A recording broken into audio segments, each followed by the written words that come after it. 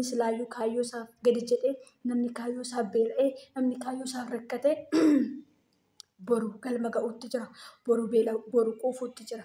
Boru isaa har'a beela'ee dachaasaa quufuutti jira. Gammaduutti jira. Ililchuutti jira. Kanaaf hin dadhabinaa, abdiin kutinaa, hirriiba dhabeera hin jedhinaa, obsa. Maaliif boru isa irra hojjettan kanatti waanuma har'a facaafattan kana borummoo deebitanii hammattu. Har'a yoo isin hojii keessan kana hin kabajne, hojii keessan kana hin tuffanne, yoo isin itti dhamaane borutti gammaduu hin dandeessan. Maaliif jennaani namni tokko garbuu facaafatee xaafii gabbeen hammatu. Kanaaf obboloota koo waan gaarii facaafadhaa, dadhabaa. Dubbiin sagalee Waaqayyoo gaafa dubbatu dafqa keessan nyaadhaa jedhe. Addaamin dafqa keessa. Ashamaa harka fuunee hordoftootaaf kabajamtoota furtuu dhalootaatiyyuu akkamitti nagaa keessan ani baay'ee nagaa gootii Waaqayyoon kadhannaa ta'uusin jechuun jaalladha. Egaa akkam jirtu nagaadha isin fayyaadha. Nu gargaar immoo Waaqayyo maqaan isaa bara baraan haa eebbifamu isin jechuun jaalladha obboloota koo. Egaa gara mana furtuu dhalootaatti guyyaa har'aa kana kan hin dhufee fi obboleettii keenya furtuudhaaf gammachuu qabu ibsachuuf hin dhufe. Maaliif yoo jettan obboloota koo baay'een gammade. Akkasinis gammaddan obboloonni furtuu ni beeka.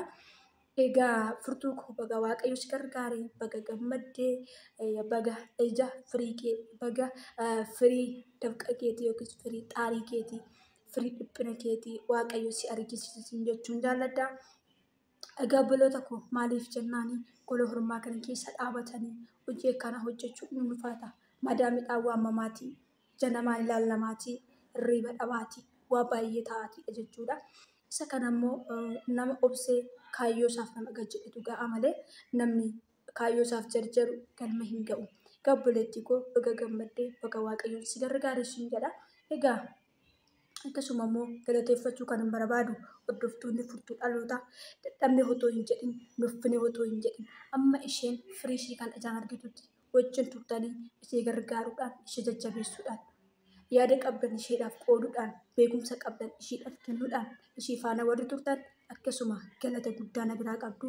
Galatoomaa isiniin jedha obboloota koo. Otoo isin hin gargaarre ta'e, otoo isin wajjin hin taane ta'e, otoo isin wajjin hin dhaabanne ta'e, obboleettiin koo har'an geessu yookiis immoo ittiin gammaddu turte, firii ishiin argitu turte. Garuu immoo waan isin gargaartaniif jecha, waan isin wajjin taataniif, waan isin wajjin dhaabattanii, siif jirra waan jettaniif, oromummaa keessan jaalala dhugaa isa waan itti mul'istaniif obboleettiin keenya firii ishii ijaan arguu kan dandeesse jechuudha. Kanaaf baay'ee isin galateeffadha. Galatooma isiniin jedha. Dhugaadhuma miidiyaa kanarratti jaalala Oromoon waliif qabu, Oromummaa keenya isa dhiigaa waliif mul'isaa jirtu akkanumatti itti hafuuf isiniin jedha.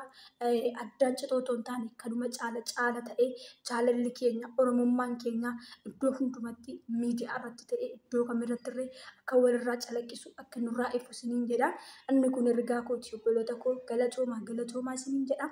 Egaa obboleettii keenya furtuu isatti milkoofte kanatti waan gaarii, waan dhaloonni silaa sirraa baratu, waan dhaloonni itti gammadu, waan dhaloonni barnoota godhatee dhalootaaf fakkeenya ta'uu qabda. Fakkeenyummaa gaarii qabattee dhufuu qabda.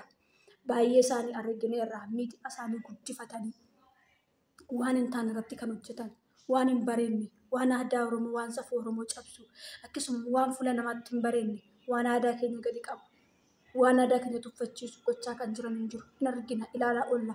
Kanaaf jennaan hojii gaarii dhaloonni kan itti gammadu, karaa dhugaa kan namatti argisiisu qabattee akka dhuftu abdiif amantiidhaan si eegganna. Egaa obboleettii keenya jabaadhu. Baga gammaddee, baga walumaan gammanne, akkasuma hordoftoonni furtuu dhalootaa baga gammaddanii. Asumarraan immoo dhaamsina ni qabu obboloota koo. Warreen iddoo gadii jirtan akkuma kan koo, warreen dadhabaa jirtan abdiin kutinaa. Maaliif jennaani har'a dandeessanii gola hormaa keessatti, gola madaamii keessatti rakkina hundumaa isaa danda'aatii bilbila keessaan dhuunfachaa yeroo isheen manaa gadi baatee yaada qabda waliif kennaa, barnoota waliif dabarsaa, bilbila keessaan wal jalatti kubaa kan jirtan obsaa. Maaliif jennaani boru iddoo guddaatu jira waan ta'eef namni silaayyuu kaayyoo isaaf gadi jedhee, namni kaayyoo isaaf beela'ee, namni kaayyoo isaaf rakkatee boru galma ga'uutti jira. Boru quufuutti jira. Boru isaa har'a beela'ee dachaasaa quufuutti jira. Gammaduutti jira. Ililchuutti jira. Kanaaf hin dadhabinaa, abdiin kutinaa, hirriiba dhabeera hin jedhinaa, obsa. Maaliif boru isa irra hojjettan kanatti waanuma har'a facaafattan kana borummoo deebitanii hammattu. Arra yoo isin hojii keessan kanan kabanye, hojii keessan kanan tuffanne, yoo isin itti amaane borutti gammaduu hin dandeessan. Maaliif jennaani namni tokko garbuu facaafatee xaafii gabbee naammatu.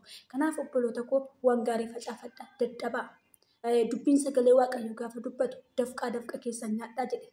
Addaamin dafqi dafqa kee nyaadhu jedheen hin abaare jechuudha.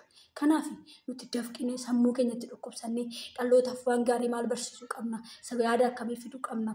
Waan baratamee hin beekne, waan safuu qabu tokko, waan dhaloonni irraa baratan tokko fiduu qabna jettanii kaayyoo keessaniif dhamaatii eebba keessan immoo firii keessan immoo ijaan argaa. Inni kun dhaamsa kooti. Warreen iddoo guddaa jirtanirree, warreen iddoo gadi jirtanirree waan dhaloonni irraa baratu, waan dhalootatti karaa agarsiisu, karaa sirriisa ta'e hojjedhaa, jabaadhaa isiniin jedha.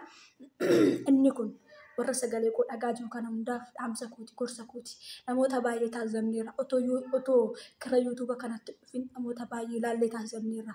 Waan lakkaa Oromummaan tokko hojjechuu irra hin jiraanne hojjetu. Waan Oromummaa keenya fokkisiisuu godhanii nu saalfachiisan. Kanaafiyyuu waan gaarii hojjedhaa. Chaanala keessa irratti waan gaarii hojjedhaa.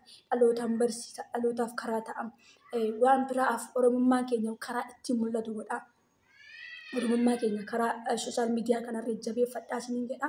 Obboloota jabaadhaa itti fufaa. Kaayyoon keessan kaayyoodhuma. Namni kaayyoon koo kaayyoodha jedhee amanee manaa ba'ee galma ga'uunsaa waanuma hin oolle. Galma hin geessanii jabaadhaa. Abdiin kutinaa bakka obboleettiin keenya geesse kana bakka yookiis immoo warreen ishiidhaa olii jiran ga'an sana ga'uudhaaf kaayyoon keessan duubatti hin deebiina. Namni kaayyoo isaaf manaa ba'ee duubatti deebi'ee lakkaa akka milkoofne hin beektani. Kanaafiyyuu kaayyoo keessan itti milkaa'uudhaaf isa manaa qabattanii baatan kana isaarra godhaa jirtan kana jabeeffadhaa qabadhaa. Waan gaarii tokko walaa barsiisnu, waan gaarii walirraa haa dhageenyu jechuun dhaamsa kooti. Egaa obboleettii keenya atillee akkasuma waan gaarii qabattee akka dhuftu si eegganna. Baay'ee si jaallanna, baay'ee si kabajna. Gammachuun kan kee gammachuu keenyadha. Hordoftoonni kees gammachuun ati gammachuu isaaniiti. Egaa wanta biraa waan godhu hin qabnee fi osoo wal bira jiraanne egaa dhufnee wal gaafannee waliif gammannee galma. Waan akkasii carraa akkasii waan hin qabaanneef garuu yaada kana gammachuun qabu kana baasee siif ibsachuudhaaf gara mana kee dhufee jira. Egaa hordoftoonni furtuu dhaloota waan anna dhaggeeffataniif, waan na hordoftaniif akkasuma obboleettii koo jajjabeessitanii gargaartanii waan wajjiniin taataniif, waan lafa kanaan geessaniif baay'ee isin galateeffadha. Baay'een isinitti gammada. Egaa isinillee warri iddoo gadi jirtan jabaadhaa. Ammayyuu abdii hin kutinaa. Abdii keessanitti gammada isiniin jechuun jaalladha. Furtuu koo baga waaqayyo si gargaaree irra deebi'uudhaan koongiraaleeshin siin jedhee jira. Baga gammaddee baga waliin nu gammanne baay'ee natti tolee jira. Baay'ee gammadee jira. Egaa obboloota koo hammallee obboleettii kana akkuma jirutti bira dhaabachuu qabna. Hojii gaarii gaafa ishiin hojjettu jajjabeessuu qabna. Hojiin taane garuu gaafa arginu dhiisi jechuu qabna. Wal gorsuu qabna. Ishee qofa otoo hin taane eenyummaan keenya wal gorsuu qabna. Gaafa hojiin taane hojjenne waa hojjennee akka walitti reebuu otoo hin taane noo hin taane wanta akkasii kun jennee wal deebisuu qabna. Wal gorsuu qabna. Egaa dhiifama sagalee galaa jira. Akkasuma isiniin jedha obboloota koo jabaadhaa galatooma. Furtuu koo baga gammaddee baay'ee si jaallanna, baay'ee si kabajna. Hordoftoota furtuu dhalootaatti hunduma keessan baay'ee sin jaalladha, baay'ee sin kabaja. Waan amma yeroo kanaan na faana turtaniif guddaan si galateeffadha. Dogongoran godheef immoo dhiifama naa godhaa. Yeroo gaarii. Namni silaayyuu kaayyoo isaaf gadi jedhee, namni kaayyoo isaaf beela'ee, namni kaayyoo isaaf rakkatee boru galma ga'uutti jira. Boru quufuutti jira. Boru isaa irra beela'ee dachaasaa quufuutti jira. Gammaduutti jira. Ililchuutti jira.